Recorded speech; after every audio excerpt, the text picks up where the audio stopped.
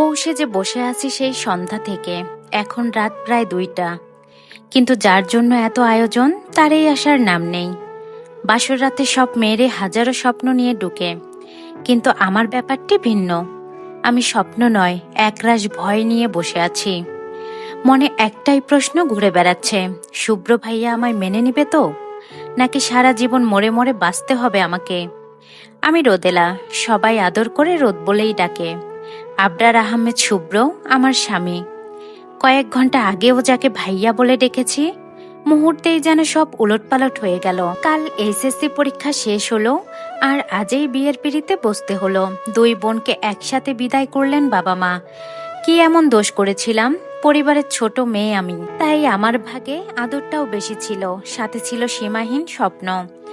দরজা লাগানোর শব্দ পেলাম, হয়তো উনি এসেছেন। অপেক্ষার প্রহর কাটিয়ে অবশেষে তার আগমন ঘটল। আমি নিজেকে মানসিকভাবে প্রস্তুত করার চেষ্টা করছি, কারণ আমি জানি এখন যা হবে তা হয়তো কোনো মেয়ের জন্যই প্রত্যাশিত নয়। আমি চুপচাপ বসে আছি, হৃৎপিণ্ড বেরিয়ে আসার উপক্রম। রুমে ভয়াবহ নিস্তব্ধতা। এই নীরবতা ভেঙে শুভ্রই বলে উঠল, রোদেলা, কেন করলে আমার সাথে এমন? আমার বাবার টাকার জন্য? তাছাড়া আর কি বা হতে পারে? তোমাদের মতো মেয়েদের কাজেই হলো টাকার জন্য অন্যের জীবন নষ্ট করা। আমি কি বলবো ভেবে পাচ্ছি না। উনি সব দোষ কত সহজে আমার ঘাড়ে দিয়ে দিলেন, সাথে খারাপ মেয়ের পদবি। আমি মিডল ক্লাস ফ্যামিলির মেয়ে, তাই বলে লোভী নই, কিন্তু আজ সেই পদবিটাও পেয়ে গেলাম। হঠাৎ গায়ে কিছু পরার ঘোর কাটল। প্রথমে বুঝতে না পারলেও কয়েক সেকেন্ড পরেই বুঝতে পারলাম, শুভ্র আমার শরীরে টাকা ছুঁড়ে ফেলেছে আর বলছে, আরো চাই টাকা? বলো, আরো চাই? কত টাকা দিলে তুমি মুক্তি দিবে আমায়, বলো? আমার চোখে পানি আর বাত মানছে না। এই 17 বছরের জীবনে কখনো নিজেকে এতটা ছোট আর অসহায় মনে হয়নি। ইচ্ছে করছে চিৎকার করে কান্না করি। তখনই শুভ্র বলে উঠল, এসব নাটক বন্ধ করো। এসব করে আমাকে হাত করতে পারবে না, কখনো না। আর হ্যাঁ, আমার আশেপাশে আসার চেষ্টাও করবে না, তাহলে আমার খারাপ রূপটা দেখাতে বাধ্য হব। দেখুন, চুপ, একদম চুপ। আর একটা কথাও না। জানো, আমার তোমার প্রতি তাকিয়ে ঘৃণা হয়। তুমি সব জানার পরও কিভাবে এমন একটা কাজ করতে পারলে? ছি! বলেই শুভ্র বেলকনিতে চলে গেল, আমাকে কিছু বলার সুযোগই দিল না। খুব ক্লান্ত লাগছে আজ, শরীর নয় মনটা বড় ক্লান্ত আজ। বিছানার একপাশে গুটিসুটি হয়ে শুয়ে পড়লাম। বাবা মার কথা বড্ড মনে পড়ছে। কেন করলেন আমার সাথে এমন? কেন? লাইভটা যদি এডিট করা যেত, তাহলে 25 সেপ্টেম্বর তারিখটা মুছে ফেলতাম আমার জীবন থেকে, সাথে শুভ্র নামের এই মানুষটাকেও। শুয়ে শুয়ে বিয়ের দিনের কথাগুলো ভাবতে লাগলাম। কলেজ শেষে বাসায় গিয়ে দেখি চারদিকে হইচই, বাড়ি ভরা মানুষ। কিছু বুঝে উঠতে পারছিলাম না। আম্মুকে জিজ্ঞেস করায় বলল, রুমা আপুকে নাকি দেখতে আসছে, তার জন্যই এত আয়োজন। আশ্চর্য, রুমা আপুকে দেখতে আসবে ভালো কথা, কিন্তু আমাদের বাসায় কেন? সামনে টেস্ট এক্সাম, কিছুই পড়ি নাই, তার মধ্যে এত ঝামেলা, অসহ্যকর। বিকেলে ছেলেপক্ষ এলো। ছেলে সফটওয়্যার ইঞ্জিনিয়ার। কে জানে দেশে সফটওয়্যার ইঞ্জিনিয়ার বেশি হয়ে গেছে কিনা। সব বাপের মেয়ের জামাইয়ে শুধু সফটওয়্যার ইঞ্জিনিয়ার। সবার বেশ পছন্দ হয়েছে। ছেলে দেখতে মাশাল্লাহ। ছেলের বড় ফুপার বন্ধুর ছেলে, তাই আর জানাশোনা নিয়ে ঝামেলা করেনি কেউ। ঠিক হলো 25 সেপ্টেম্বর কিছু মুরব্বী ও কিছু আত্মীয় স্বজন এনে ঘরোয়াভাবেই বউ নিয়ে যাবে তারা। সেই 25শে ডিসেম্বর যে আমার জীবনেরও কাল হবে, তাই এখন বুঝতে পারি। বিয়ের আর বাকি মাত্র 10 দিন। বাড়ির বড় মেয়ে বলে কথা, সবার উৎসাহ আনন্দের সীমা নেই। আমিও বেশ আনন্দেই ছিলাম। কাজিনদের মধ্যে আমি সবচেয়ে ছোট, আর রুমা আপু বড়। দেখতে দেখতে এসে গেল সেই কালবেলা, 25শে সেপ্টেম্বর। সকাল থেকে সবার ব্যস্ততা শুরু। সাজুগুজু করে কে কাকে হার মানাবে সেই চেষ্টাই সবার। আমিও আর বসে থাকবো কেন? লাল কাতান শাড়ি, হাত ভরা চুড়ি, চোখে গাঢ় কাজল, লম্বা রেশমি চুলগুলো খুলে দিয়ে তৈরি হয়ে নিলাম। আমার আপুরা তো রীতিমতো আটা ময়দার দোকান সেজে আছে। তাদেরকে একে একে চিনতে আমার ব্যাপক কষ্ট হচ্ছে। যাই হোক, বর এলো, সাথে প্রায় 30 জন। এই 30 জনের মধ্যে একটা মুখ দেখে আমার সব আপুরা রীতিমতো গ্রাসিত। আর সেই একজনেই ছিল শুভ্র ভাইয়া। আমিও যে আর চোখে তাকাইনি তা নয়, সেই লেভেলের ক্রাশও খেয়েছিলাম, কিন্তু বড় আপুদের জিনিসে চোখ দেওয়ার সাহসেই হয়নি।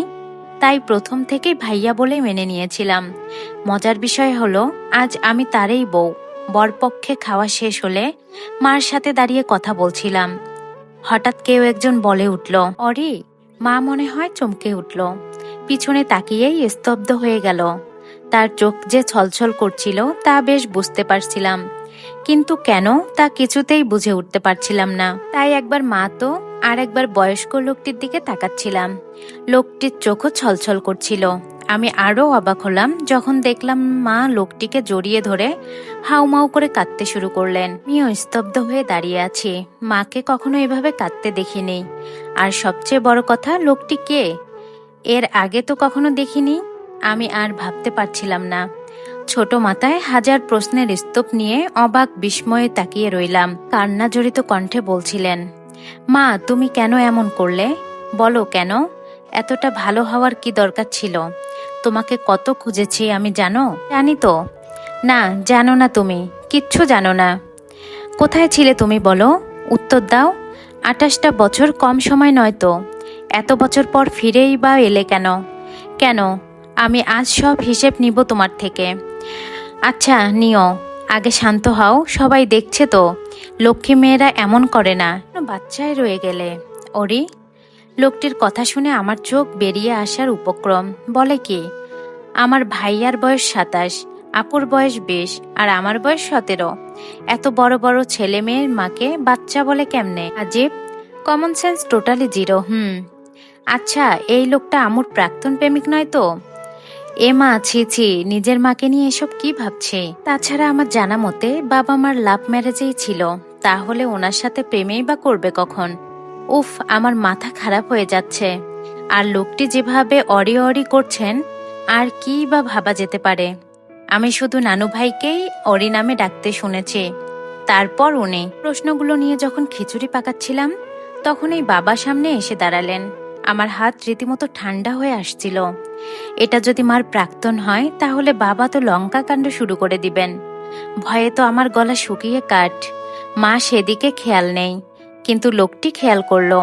মাকে টেনে নিজের থেকে সরিয়ে শান্ত দৃষ্টিতে তাকালেন। আমি চোখ খিচে বন্ধ করে রেখেছি। এখনই নিশ্চয়ই বাংলা ছবির মতো ফাইটিং শুরু হবে, কিন্তু একই কোনো শব্দই তো শোনা যাচ্ছে না। চোখ পিটপিট করে খুলে যা দেখলাম তার জন্য মোটেও প্রস্তুত ছিলাম না। বাবা লোকটিকে জড়িয়ে ধরে আছে। আমি আবাকের সপ্তম আকাশ পাড়ি দিয়ে শান্ত হয়ে দাঁড়ালাম। সব আমার মাথার উপর দিয়ে যাচ্ছিল।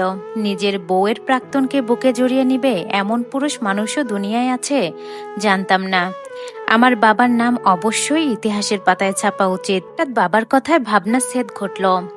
বাবা বললেন, রোদমা, এটা তোমার ইকবাল মামু। আমি চিনতে পারলাম না, কখনো শুনেছি বলে মনেও হয় না। ভদ্রতার খাতিরে বললাম, আসসালামু আলাইকুম মামু, ভালো আছেন? ইকবাল মামু বললেন, ওয়ালাইকুম আসসালাম, ভালো আছি মা, তুমি কেমন আছো?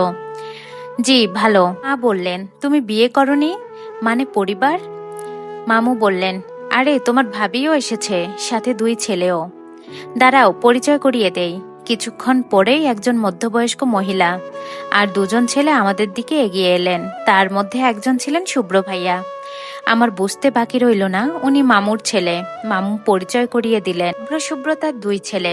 অভ্র ভাইয়া ব্যবসায় হাত দিয়েছেন, আর শুভ্র ভাইয়া অনার্স কমপ্লিট করেছেন, এবার ফাইনাল ইয়ার। মামানি তো মাকে দেখেই জড়িয়ে ধরলেন। মামু নাকি মামানিকে মার কথা রোজ বলতো। বোনটাকে বড্ড ভালোবাসেন তিনি। আমার নিজের গালেই চড় মারতে ইচ্ছে করছিল। ছি ছি, আমি না জানি কি কি ভাবছিলাম। আজানের শব্দে বাস্তবে ফিরে এলাম। ঝটপট উঠে ফ্রেশ হয়ে নামাজ পড়ে নিলাম। এতক্ষণ খেয়াল হলো উনি রুমে নেই। হাজার হলেও স্বামী তো, চিন্তা তো হবেই। কেমন যেন অস্থির লাগছে। হঠাৎ মনে পড়ল, উনি তো কাল রাতে বেলকনিতে গিয়েছিলেন। দৌড়ে বেলকনিতে গিয়ে দেখলাম উনি ফ্লোরে পড়ে ঘুমাচ্ছেন, পাশে অসংখ্য সিগারেটের টুকরো। বুকের ভেতরটাই কেমন যেন মোচড় দিয়ে উঠল। ওনাকে ডাকার সাহস করে উঠতে পারলাম না। যদি রেগে যান? ওনাকে আমি বরাবরই ভয় পাই। সে তো প্রথম দিনের কথা। বিয়ের পর্ব শুরু হওয়ার কিছুক্ষণ পরেই মা আমাকে রুমে পাঠালেন। তার ফোনটা নাকি রুমেই ফেলে এসেছে। আমিও নাচতে নাচতে চলে গেলাম ফোন আনতে। হঠাৎ শাড়ির আঁচল টান পড়ায় পিছনে তাকিয়ে দেখলাম শাড়ির আঁচলটা গেস্ট রুমের দরজায় আটকে আছে। নিজের মনে বকবক করতে করতে যেই না দরজাটা হালকা খুললাম, আমার চোখ যেন বেরিয়ে আসার উপক্রম। এমন কিছুর জন্য মোটেও প্রস্তুত ছিলাম না আমি। মনে হচ্ছিল হাত পা ঠান্ডা হয়ে আসছিল।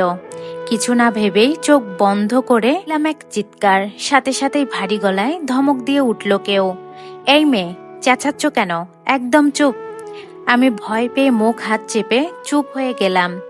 চোখ দুটো হালকা খুলে যা দেখলাম তাতে মনে হল পুরো বাসঝাড়টাই আমার মাথায় ফেলে দেওয়া হয়েছে। ছি ছি, এ কি? এ তো শুভ্র ভাইয়া, আপুদের ক্রাশ। উনি এসব কি করছিলেন? ছি ছি, গড, বেশি ক্রাশ খাইনি, নয়তো আমার কচি হাড়টা আজই ভেঙে টুকরো টুকরো হয়ে যেত। আল্লাহ বাঁচাইছে। দাঁড়িয়ে দাঁড়িয়ে এসব ভাবছিলাম, আমার ভাবনার ঘোর কাটলো ওনার আরেক ধমকে। এই মেয়ে, তোমার মাথায় কি সমস্যা আছে? এভাবে দাঁড়িয়ে আছো কেন? আমি ভয়ে ভয়ে কোনো রকম বললাম, আপনারা এখানে কি করছিলেন? কেন, দেখতে পাওনি? রোমান্স করছিলাম। আর তুমি আমাদের ডিস্টার্ব করছো? ওনার চোখের দিকে তাকিয়ে আমার তো যায় যায় অবস্থা। গলা তো রীতিমতো বিদ্রোহ শুরু করে দিয়েছে। কোনো রকমে একটা ঢোক গিলে বললাম, সরি ভাইয়া, আমি ইচ্ছা করে ডিস্টার্ব করিনি আসলে। চুপ, একদম চুপ। রীতিমতো কেঁপে উঠলাম, মুখটা কাদো কাদো করে দাঁড়িয়ে আছে, মনে হচ্ছে এখনই কান্না করে দিব। তখনই পিছন থেকে কেউ বলে উঠল, শুভ্র, শুধু শুধু বাচ্চা মেয়েটাকে বকছো কেন? নীলি, তুমি চুপ করো। দোষ যখন করেছে ওকে তো শাস্তি পেতেই হবে। আমি শাস্তির কথা শুনে এবার কেঁদেই দিলাম। কাদো কাদো গলায় বললাম, ভাইয়া প্লিজ, আমায় মারবেন না। আমি আর জীবনেও কাউকে ডিস্টার্ব করব না, আর কাউকেও বলবো না যে আপনারা। আমাকে থামিয়ে দিয়ে উনি আবার ধমক দিয়ে উঠলেন, এই চুপ, খবরদার কানবা না, কান্না করলে আরো কঠিন শাস্তি দেব। আমি এবার চুপ হয়ে ফুপাতে ফুপাতে বললাম, কি শাস্তি দিবেন আমায়? তোমার শাস্তি হলো 15 মিনিট দরজার বাইরে চুপচাপ দাঁড়িয়ে থাকবে। কথাটা শুনে আমি বিস্ফোরিত চোখে তাকালাম ওনার দিকে। ব্যাটা লুচ্চু, বলে কি? এত জায়গা থাকতে দরজার বাইরে দাঁড়িয়ে থাকতে যাব কেন? আজীব। তাই ভয়ে ভয়ে বললাম, কেন? কারণ তুমি আমার রোমান্টিক টাইম স্পয়েল করেছো, সো এখন তুমি বাইরেই দাঁড়িয়ে পাহারা দিবে, যেন অন্য কেউ ডিস্টার্ব করতে না পারে। Got it? আমি অবাক চোখে তাকিয়ে রইলাম। পাশের আপুটা বলে উঠল, শুভ্র, তুমি না দিন দিন সেমলেস হয়ে যাচ্ছ। বাচ্চা মেয়েটার সামনে কি বলছো এসব? চলো তো, সবাই খুঁজবে। না যান, আমার পাওনা রয়ে গেছে তো, বলে ওনার দিকে এগিয়ে গিয়েও হঠাৎ থেমে গেলেন। আমার দিকে তাকিয়ে একটা রাম ধমক দিয়ে বাইরে গিয়ে দাঁড়াতে বললেন। আমিও বাধ্য মেয়ের মতো দরজাটা চাপিয়ে দিয়ে বাইরে দাঁড়িয়ে পড়লাম আর বিড়বিড় করে ওনার 14 পুরুষ উদ্ধার করতে লাগলাম। ব্যাটা রোমান্স করবি ভালো কথা, দরজায় যে লক নামক একটা জিনিস আছে সেটা কি জানিস না নাকি? আবার আমাকে বকে যত সব আবাল জনগণ। সেটাই ছিল ওনার সাথে আমার প্রথম কথা বলা। দরজায় কড়া নাড়ায় আমার ভাবনায় সুতো কাটল। মামুনি আমায় ডাকছে। ঘড়ির দিকে তাকিয়ে দেখি 7:30 বেজে গেছে। এত সময় কিভাবে চলে গেল বুঝতেই পারিনি। ওনার ঘুমান্ত মুখটাকে একটু ছুঁয়ে দেওয়ার আদম্য ইচ্ছাটাকে উপেক্ষা করে একটা দীর্ঘশ্বাসকে সঙ্গী করে নিয়ে চলে এলাম। মা আর আপু কিচেনেই ছিল। মামুনি আমাকে দেখেই বুকে টেনে নিলেন। এতক্ষণে আমার ক্ষিপ্ত মনটা যেন একটু ঠান্ডা পরশ পেল। আপু তো রীতিমতো বড় বউয়ের দায়িত্ব কাঁধে নিয়ে নিয়েছে, নেবেই না বা কেন? সে তো বরাবরই শান্তশিষ্ট সংসারী মেয়ে, আর আমি ঠিক তার উল্টো। আপুকে সবসময় মজা করে বলতাম, ও বিয়ে তো তোর দেবরকেই করব, নয়তো শ্বশুর বাড়িতে ঝামেলা করলে বাঁচাবে কে আমায়? আপু জবাবে শুধু মিষ্টি হাসতো। নিয়তির খেলা, আজ আমি সত্যি আপুর দেবরের বউ। কিন্তু এই নিয়মটাই যে আমার জীবনে কাল হবে কেই বা জানতো। মামুনি আর আপু টেবিলে খাবার সাজাচ্ছে, আমি শুধু দাঁড়িয়ে দাঁড়িয়ে দেখছি। এখানেও বাসার মতোই আদর পাচ্ছি, ছোট বাচ্চার মতো। কিন্তু যাকে পাওয়ার তাড়না আমায় কুড়ে কুড়ে খাচ্ছে, সে তো আমায় সহ্যই করতে পারে না। মামুনির ডাক ফিরে তাকালাম। 1 কাপ কফি হাতে ধরিয়ে দিলেন। যা মা, শুভ্রকে কফিটা দিয়ে চটপট নিচে আসতে বল। ভয় মাখা ধুরু ধুরু বুক নিয়ে এগিয়ে গেলাম রুমের দিকে। উনি এখনো একইভাবে ঘুমাচ্ছেন। কয়েকবার ডাকার পরও যখন শুনলেন না, তখন কিছুটা বিরক্ত হয়ে ওনাকে হালকা ধাক্কা দিতেই চোখ খুললেন। কিছুক্ষণ ভুরু কুঁচকে আমার দিকে তাকিয়ে থেকেই ঝট করে উঠে বসলেন। ওনার চোখের রাগটা স্পষ্ট দেখতে পাচ্ছি। ভয়ে কাঁপা কাঁপা গলায় বললাম, আপনার কফি। আর কিছু বলার সুযোগেই পেলাম না। তার আগেই গরম কফিতে ঝলসে গেল আমার হাত। বাবা মা আপু আর ভাইয়ার আদরের পরিটি ছিলাম আমি। ফুলের টোকাও পড়তে দেয়নি আমার গায়ে। আর আজ আমি ওনার দিকে অবাক চোখে তাকিয়ে আছি। দু চোখ থেকে পানি পড়ছে অবিরল। প্রিয় গল্পপ্রেমীরা, গল্পটি ভালো লেগে থাকলে অবশ্যই লাইক, কমেন্ট, শেয়ার করে পাশে থাকবেন।